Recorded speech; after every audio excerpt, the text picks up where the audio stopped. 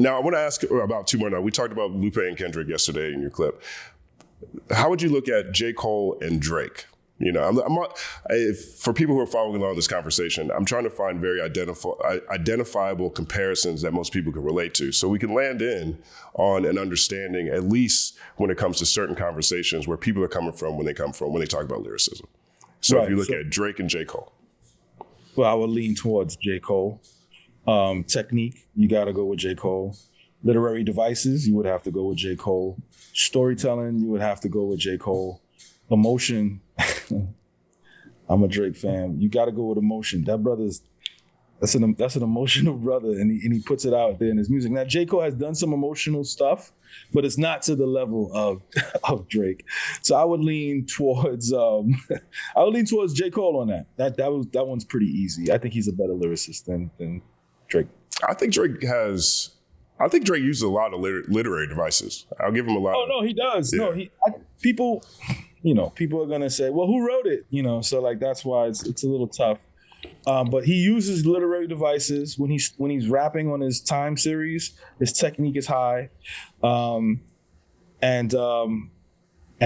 he's pretty good at first person storytelling. He's damn good at first person storytelling, but he's not better at it than J. Cole. You know, J. Cole, he can tell a story pretty well. Yeah. And so one of the things we talked about in my video yesterday was where Andre 3000 falls on this. Now, I said it sounded like you were moving the goalposts because, you know, I understand that the clip was running short and they're running out of time, and I don't think you got a chance to expound. I described it as moving the goalposts because we were very focused on pen, just the quality of the pen with Lupe and Kendrick. And then we get to Andre, and now we're talking about essentially volume, right? And so now that's another element that I don't think you got a chance to explain your point of view when it came to Andre 3000. That's what it sounded like to me. If I'm off, you know, let me know. If there's anything else you wanted to add to that wasn't in that clip. So yes, so that piece, right? For one, I just want to I have to preface this. I think Dre is one of the greatest rappers that we've ever gotten in this space, right? He's an incredible writer. When a Dre verse drops, I'm stopping everything. I'm letting the chicken burn. I'm letting the shower run. When he drops, I don't want people to think that that's not the case here. My issue with Dre is that there has to be some level of consistency and some level of quantity, right? Like, so when I say Biggie was able to do all of this in the span of 3 years, he was able to put out Ready to Die. He was able to do features. He was able to write Lil' Kim's album. He was able to write the entirety, or if not the entirety, 90% of Junior Mafia's album. And then he couldn't physically write Puff stuff because he had to put his album out. So he wrote his album and he did it solo, right? And he did it multiple times in a very short amount of time. So that's why and he was 23 years old. He got a lot out in a very short amount of time. He's only 24 years old. I'm 42 trying to still catch up to that level, right? And when you look at Andre, my issue with the Andre argument, right? As great as I think he is, Big Boy is just as good, right? And on those Outkast albums, which to me, if we're ranking group albums, we're ranking groups. Outkast, if they're not one, they're two. It's either them or Mobb Deep or Run DMC, but they're like upper echelon of artists. But it wasn't just Dre; it was also Big Boy, right? And I feel like Big Boy gets a lot of slight, right? He wasn't getting washed on these songs, right? It was a balance, right? It was a balance. And then towards the end of the Outkast run, Dre is rapping less and less and less and less. It starts to fade. And when they finally dissipate after Idlewild, right? Big Boy is starting to put out solo projects, and he's cooking. And you can see like, okay, he's going crazy, right? He's doing great. Now Dre, and again, Dre is great. He's pulling up and he's dropping verse after verse. 16 here, 24 here, 32 here. Sometimes an 8, sometimes a 12. Sometimes he'll go and give Rick Ross a 50. He'll give Killer Mike a 24. You know what I'm saying? He'll give Kanye probably one of his greatest works, right? And a 32, and then he'll go. And for me, and this is just for me, and I don't mean any disrespect behind it, if you have 365 days to 500 days to write a verse and then disappear again, I don't know if that pressure of being in that pressure cooker is we're not testing the pen under pressure. That's what I was meaning to say, right? Like he's getting on these tracks and he's cooking.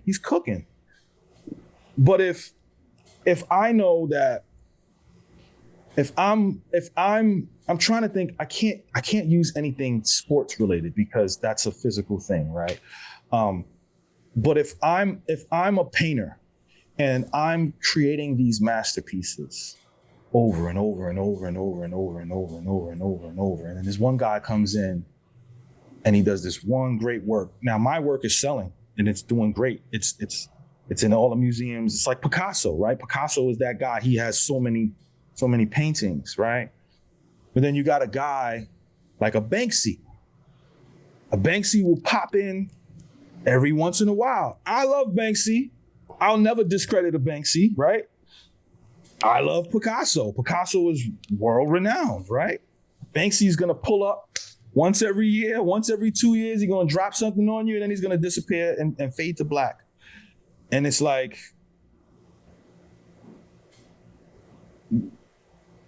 yes, you're talented. We're not gonna dismiss that you're talented, but you ain't under that pressure cooker, bro. Picasso was doing this constantly. Do you have Banksy over Picasso? I don't know a lot of people that would. I would take Banksy over Picasso. You would take Banksy over Picasso? Yeah, for multiple reasons. One, I think the measure of someone's work is impact. And I think that Picasso, I'm not saying that Banksy is necessarily more impactful. What I'm saying is, one, he will be revered in the same or similar light to Picasso in the future, right? When people look at defining artists of a generation, Banksy, regardless of how we feel about Picasso or Monet or Rembrandt or whoever, Banksy is the defining visual artist of our generation, right? And so that's one thing. Two, I also look at the nature of the work itself, right? Picasso is sitting in his studio doing his thing. I found this on the web. There is Hey Siri, stop. Siri up here wanted to be a part of the conversation too, right? I think she was on my side, but you know the nature of an era also a lot of times defines the art that resonates, right? And the resonance of different people's work to me speaks loudest more than anything else, right? So it's not because Biggie was under this pressure and he made all this music. It's because the music he made was that great, right? It's not because he was under pressure. Well, yeah, given what we know now, right? He wanted to get out the contract. So right. He was under pressure, right? Or it's not that, you know, Common is great because of the amount of music that he put out. Common is great or considered a great rather, because the work that he did put out resonated greatly with people. I don't know very many artists, like when you're talking about impact and what resonates from a fan standpoint and from a peer standpoint, I don't think that because he has less work, people who love Andre, for example, aren't as impacted as they are by other people. I also think that when people celebrate Andre, it's just because you're celebrating Andre isn't a knock to Big Boy. And I hear a lot of people say that. Like, no one is saying Big Boy is whack. I've never heard anyone say that. You can't say it because it's not true. But when someone talks about Andre's verses, there is this idea that is disrespectful to Big Boy. And I think that also colors a lot of people's frame of mind when these conversations come up. I don't. When you discuss Outkast, that's when we talk Outkast, the bulk of his and I didn't mean to cut you off. When you talk about the bulk of his writing comes from Outkast, so it's like maybe because I did the math.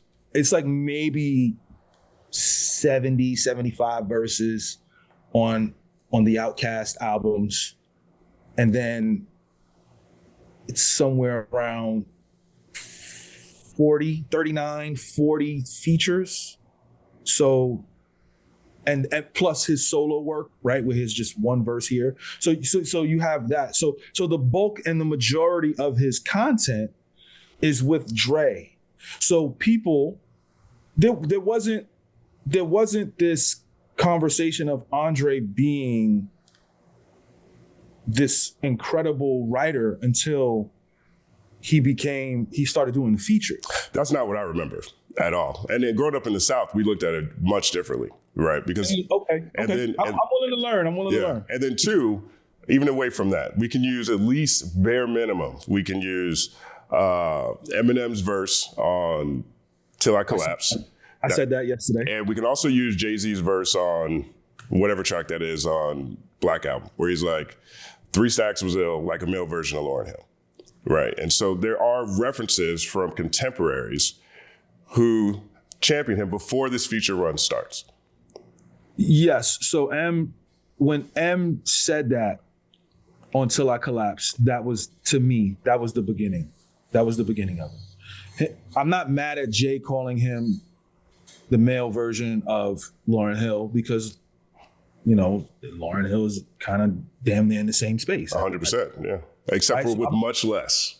With much less, with yes. much less. So I'm not mad. I'm not mad at the J thing. The M thing is what kind of set things kind of off. It was this rolling. It was Indiana Jones getting followed by the rolling ball, right? And mind you, he's cooking these features. Nobody's not saying that he's not cooking these features. As a writer, right? And I'm not going to speak for all writers. I'm not going to speak for all rappers, right? But as a writer, if I don't write a rhyme for a year, and I'm just putting ideas down for a year, and then when I finally write a rhyme, that shit is going to be unbelievable. That's just the reality of the situation.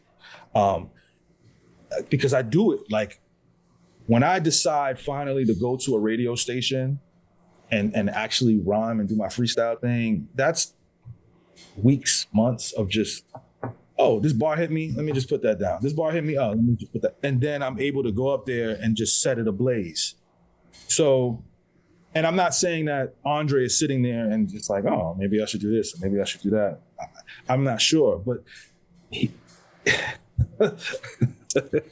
it almost feels like load management. And, you know, I'm just saying. You know, LeBron, people still consider him to go all kinds of load management. Yeah, but we know that Jordan is the guy. Like, we know Jordan. We know that. But we also know there's a very real debate that is split generationally. Of course. It's a generational split. It's a generational split. I would agree with that.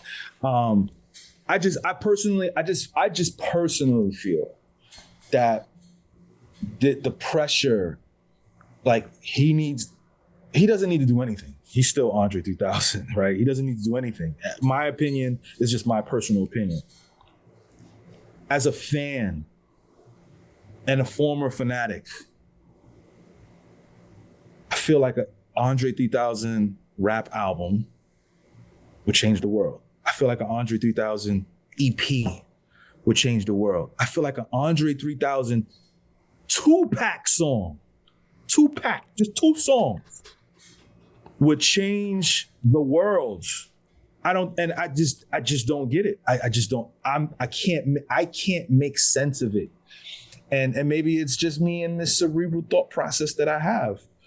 But I would love to hear like everybody else. Like I understand the artistic expression. I understand you want to get on the flute. I listened to the flute album. I loved it. That piano thing, I don't know. I can't. I listen to pianists. That's, again, I'm not disrespecting Dre. That ain't it. It's got the cover art's hard. I like the cover art. Cover was fire. But yo, I don't think he gets it. Like, you know, I read the article because, again, I was that guy. Like, he's like, yo, I don't want to rap about colon cancer. Nigga, rap about colon cancer, bruh. Because you're going to say it's so fire that men, black men specifically, are going to go to the doctor and get checked out. We are going to do it because you did it. And you said it so fly. My mama said, I fell asleep and I needed to go to the doctor. That shit is going to be fire. We're going to love it. We're going to love it. We're going to book an appointment right after hearing that song. And he's going to save a lot of black men. I'll say this on that particular point with 3 Stacks. I think that's one of the. I'm with you 100% on everything you're just saying right here. This whole run, how much we want a solo Andre something rapping, right? But his excuses always sound so lame to me. I mean, the number of songs in his catalog that are simply just random people he runs into outside in the world. These people coming up to him at the mall, couples coming up to him talking about they fell in love to his stuff. He's running around with a flute all over the place. I'm sure the number of people I've seen take pictures of Andre 3000 while they're wearing their Andre 3000 t-shirt, that is an EP in itself. You know what I mean? So I just feel like there's other things that are under that, right? I think there's fear that's under that. You know, yeah. I've heard from well-informed sources that he's made all kinds of rap albums. He just hadn't put them out. You know what I mean? So I don't know. Yeah. Who knows what this is? But my bigger point is, and I understand the volume aspect that comes into play with Andre 3000. I just think that Andre 3000 has more than enough to pass that bar. And I say the same thing. I say that because, one, I don't penalize people for being in groups the same way. 2, the number of songs, they've got multiple songs where they've got more than one verse each on the song. And 3, I think runtime is also a big indicator too. Like if you just took out Andre 3000 verses, you know, and put them together in a mix, DJ Limelight did that in this mixtape called 3015, which is crazy. You're talking 3+ hours worth of just Andre 3000 at the same time.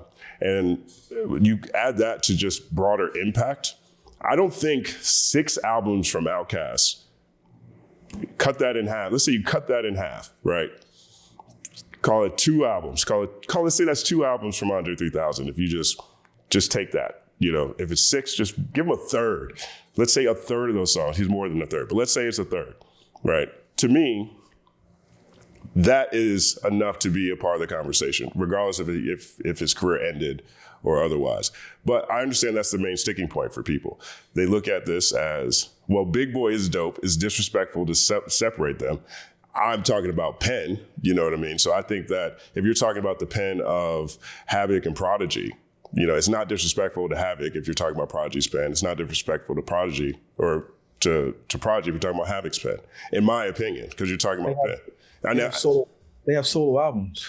Either way, let's say, I'm just saying in general, from a Mobb Deep standpoint, right? I'm not making a one-to-one comparison. I'm just saying just people being in groups, you know what I mean? Right. Like before Wu-Tang started putting out solo albums, I never took it as disrespectful to talk about Raekwon's pen.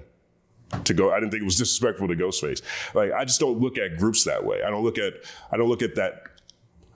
music that way at all, right? When I'm talking about someone's pen. And I think it's unavoidable to see the impact that Andre 3000's work has had on people, even in his verses, right? And so I understand where people are coming from, but I don't look at Andre's catalog as being, or the work that he's done as a part of Outkast as not enough to be in a conversation about how great someone's pen is. I understand that there's dynamics, right? We opened this conversation talking about the sliding scale of different things. Right. Okay. Well, if your metaphor game is up here, your storytelling game's up here, but the virality or your emotion or the impact of your song is down. It's a sliding scale. With Andre, it seems like people throw out the whole scale because he happens to be in a group. Now, Arguably the greatest group of all time, definitely the most accoladed group of all time.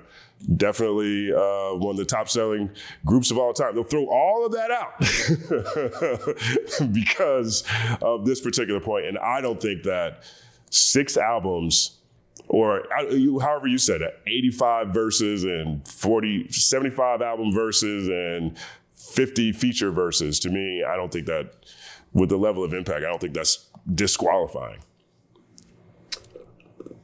So, when we think about like for example, wherever the line starts, like whatever you need to qualify, to me, it starts with Andre 3000. Because I also think, in terms of what, whatever people are talking about when they're saying we can't talk about how great Andre is because he doesn't have enough.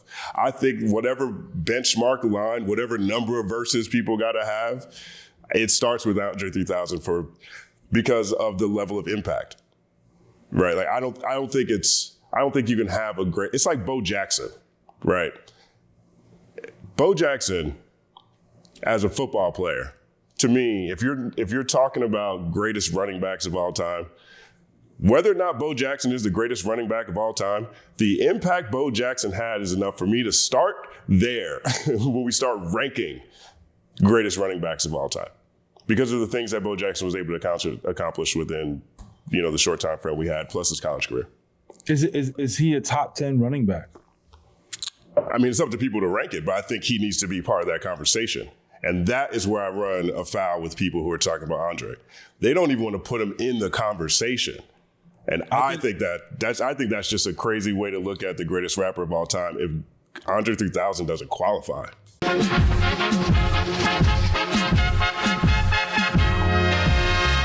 Justin Hunte is here, it's all happening. Justin Hunte is here, it's all happening. The mathematical breakdown of this mighty game of rap we in. It's boom bapping. Systematical culture views us radical, it's all happening. Shaking hands and dapping it. Life through the lens of hip hop, from trip hop to yes, dog, you don't stop, you don't stop.